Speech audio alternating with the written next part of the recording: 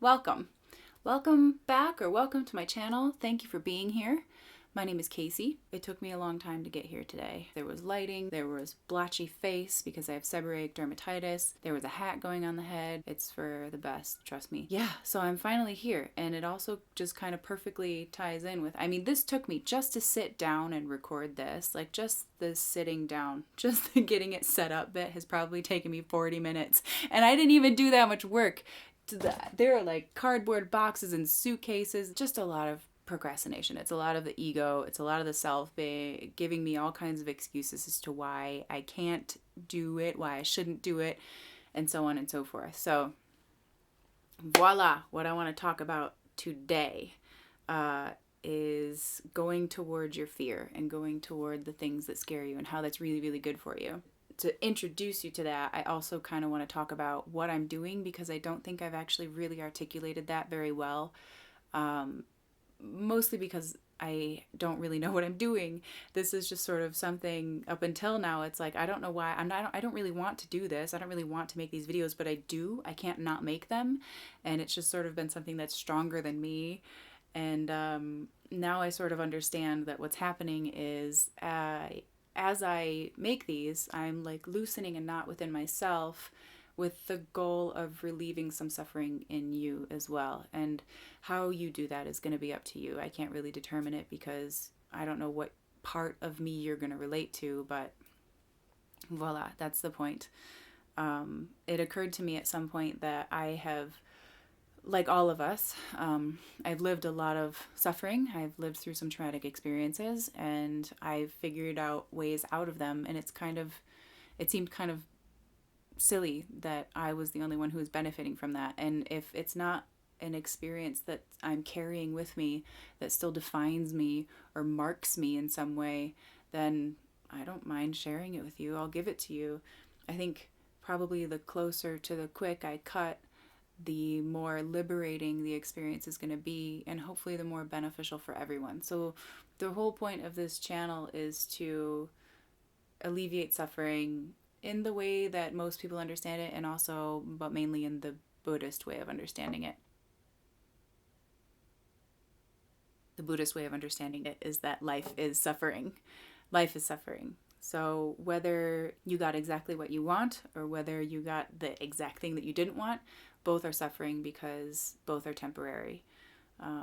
But that's not the topic of this video, so I'll move on. The point of this channel was not clear to me when I started doing this, and it was a little bit scary to even consider it, and then it was scary to start talking to people about it, and then it was scary to record a video but like actually watch it, and then it was scary to edit that, and it was scary to make branding, like colors and all of the things that go with it. It's all been really scary, but also really liberating because it's not scary. In the end, it's like, oh, I just did that. And we'll see. None of these have come out yet. I kind of wanted to have like an idea of what the videos were going to be, because like I said, I didn't really know why I was doing this.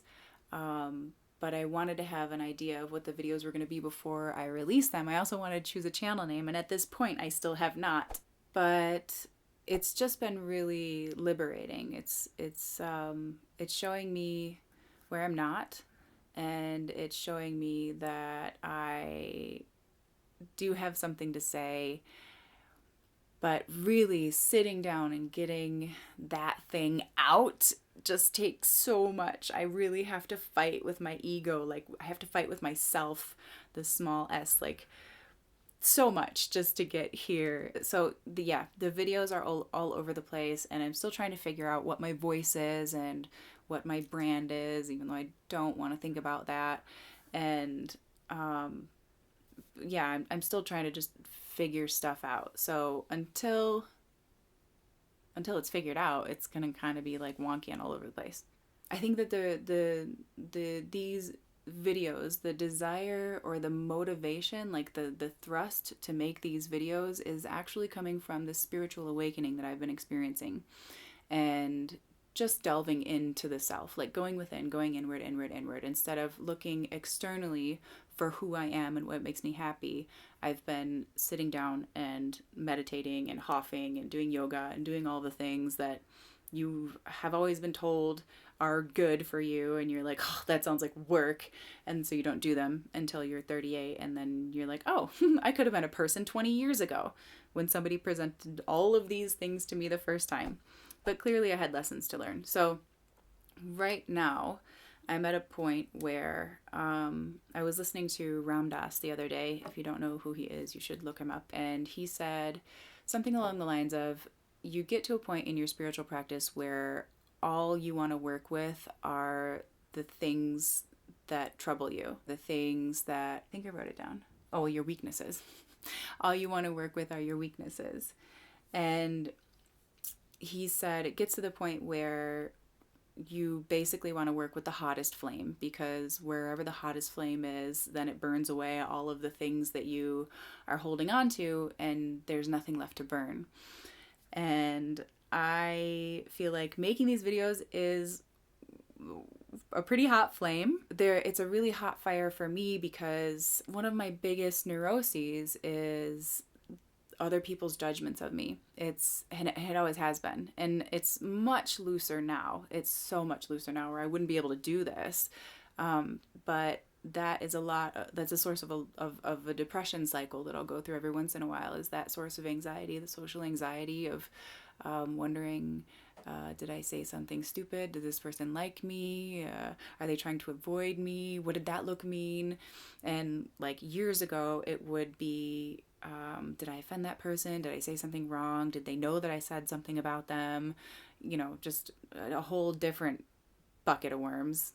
That's not the saying. That's not the saying. I don't live in the States. My English is a little weird from time to time. You're gonna have to deal with that.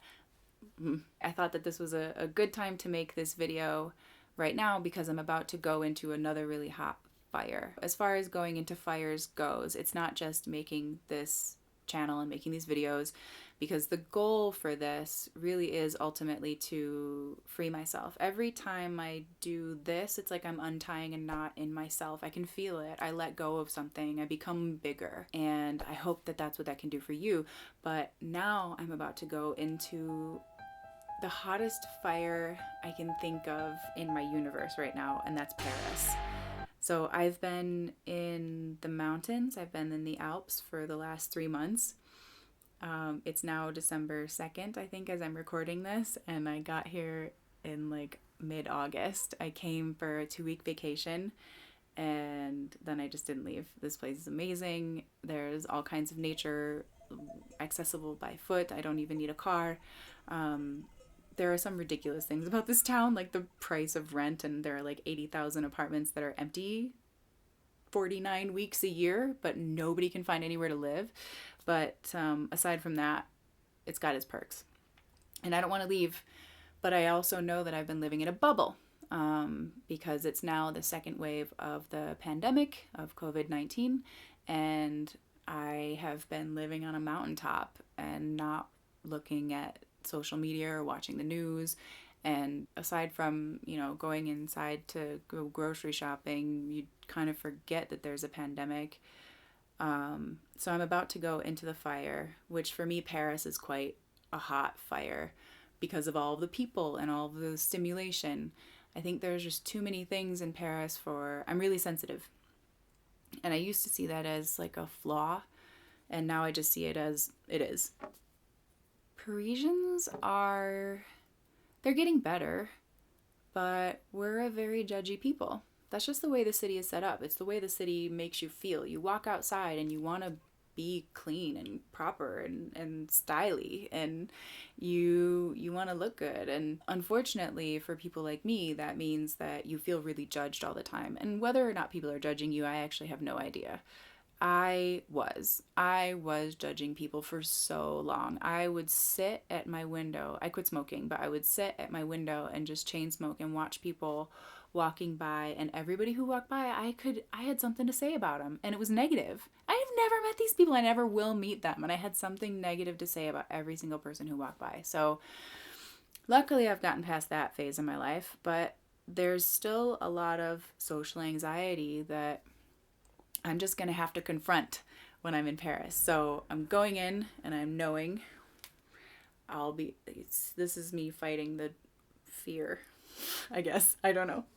But I'll be all right. So it's not just the people, but it's also the environment. And that's, yes, the external environment. It's like a concrete jungle. Everything is gray. Everything is gray. There's just so little color there. There's not a whole lot of nature. There are trees everywhere, but it's not quite the same as like walking for a couple of hours every single day down a pine tree coated path. Coated, that's not the word I was looking for, but you get what I mean. So that's going to be kind of a bummer. But the biggest stress of all is that my room is a complete disaster zone. I mean, it's bad. Because for the last 7 years, what I've done is like I arrive, I drop off stuff, I do like a load of laundry, I repack stuff, and I leave. And that can happen in the space of like 12 hours or like a week. And so that's just, it's been kind of like my layover pad. And I've accumulated a lot of junk in that time. And now I can't leave. I can't escape. I have to stay in the stressful environment that I've created for myself. And I know it's going to be stressful because I know that when I have depression cycles that start, I notice that my external environment gets really messy. It gets super out of whack. And I don't know, it's like a chicken egg thing. I really don't know which one comes first. Is the external environment being messy what causes the depression, as without so within, or is the depression causing me to be less tidy and that's a warning sign that it's already happening? I think it's the latter, but I don't know. As I pay attention more, I'm sure it'll become more clear. But I'm afraid that it's going to be the former. I'm afraid that the external environment is going to be just like a complete, like a bomb went off. You don't even know.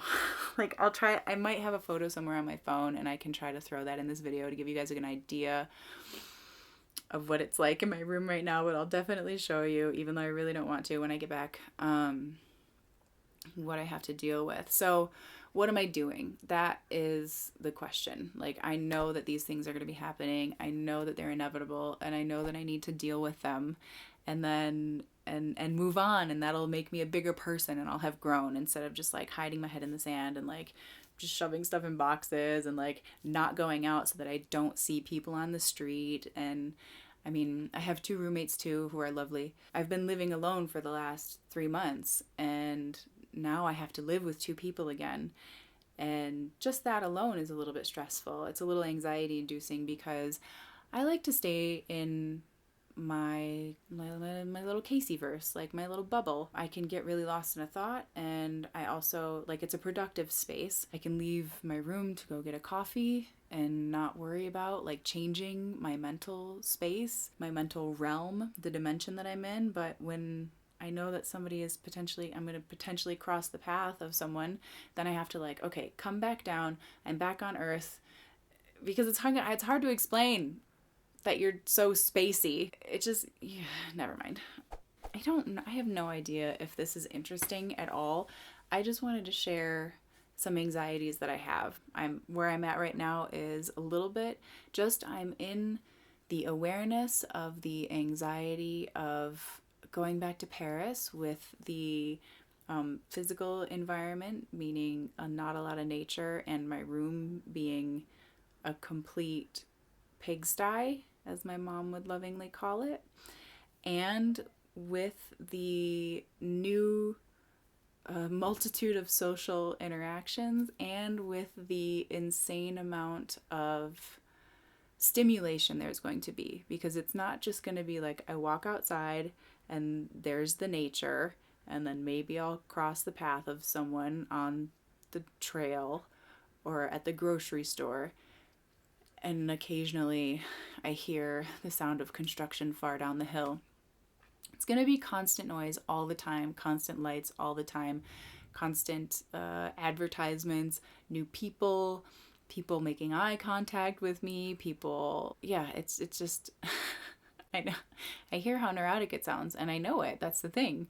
It doesn't bother me, but it's just kind of like, oh crap, okay, I'm leaving my safe bubble and I'm going into the fire, and I'm looking at it as a good thing.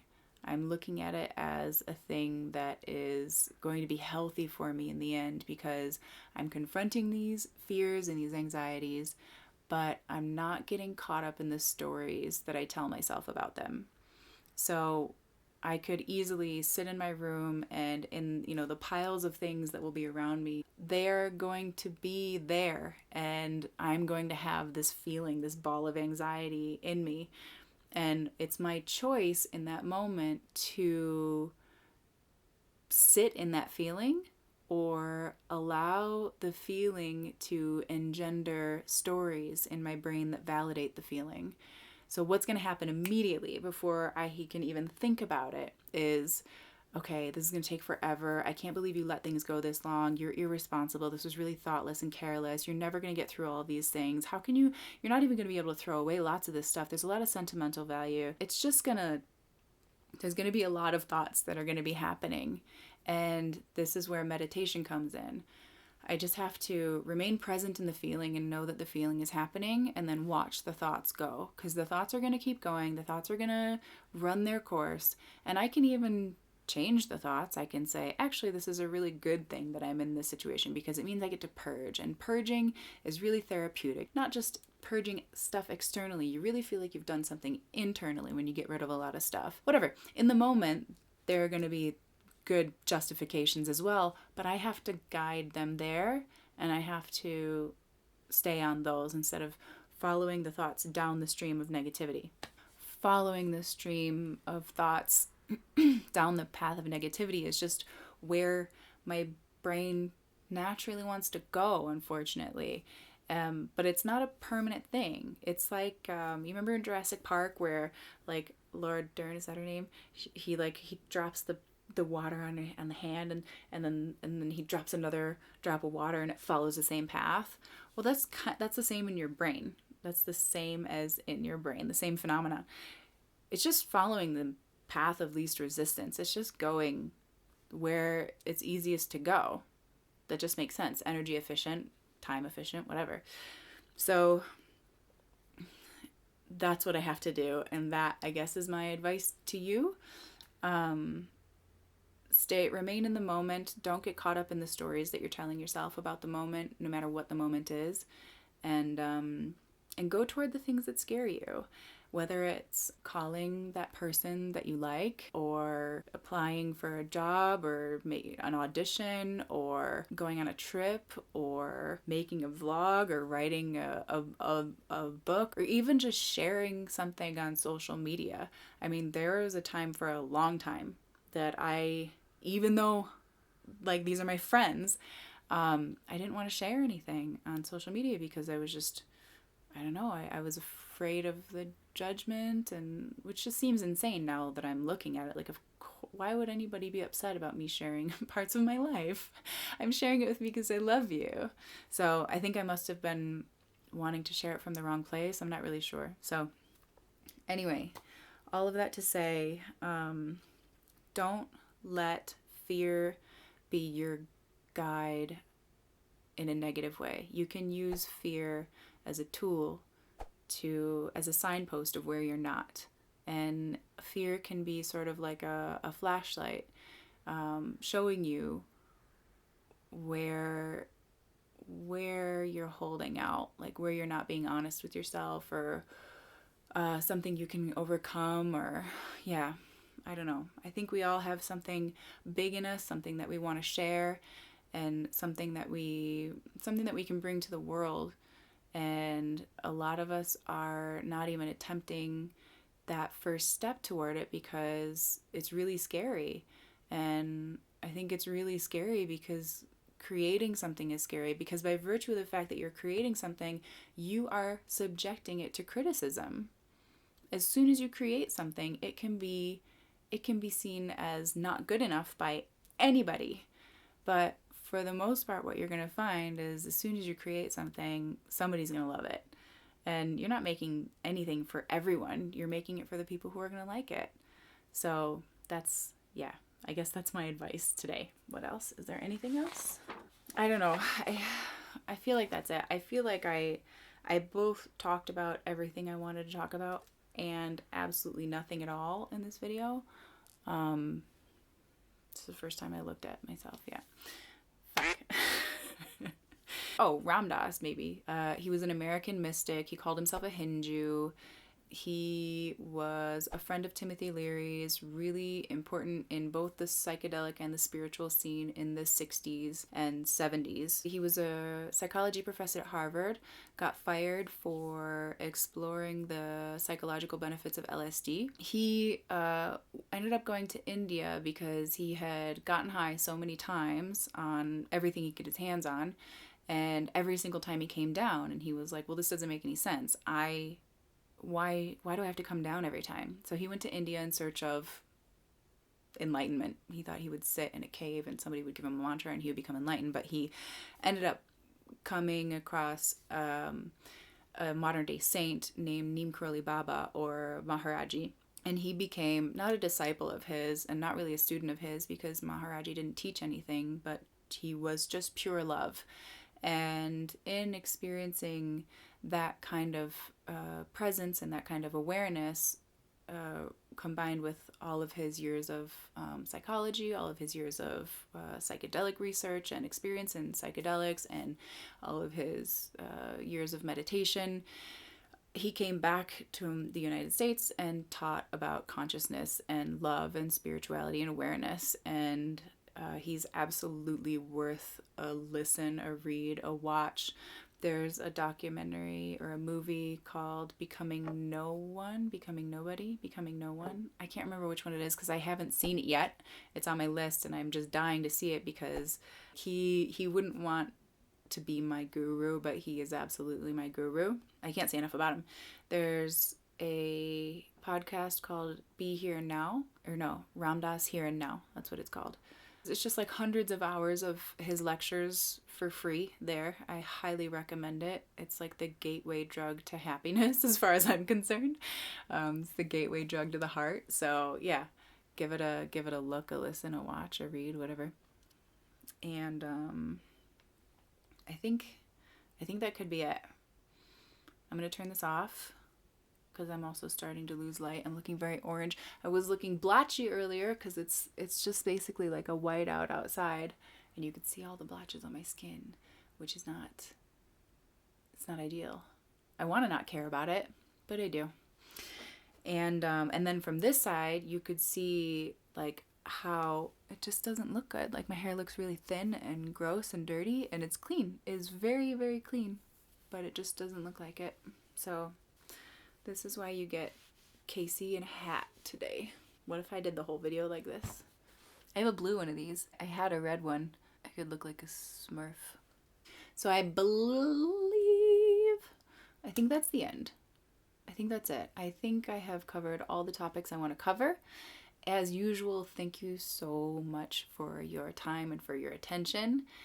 If this resonated with you in any way, please interact with this video in any way you find sincere to your heart, whether it's liking, sharing, commenting, and otherwise subscribe. I have no idea for right now how often I'm going to make these videos, but hopefully regularly. My goal is to make them once a week once I figure out what I'm doing, but I think I'm getting closer to figuring out what I'm doing. So anyway, all of that said, thank you so much for being here, and yeah, take care until next time. Bisous.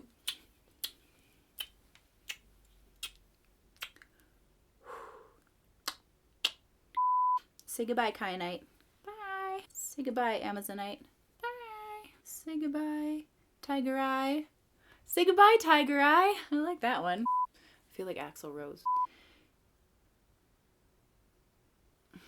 Your time and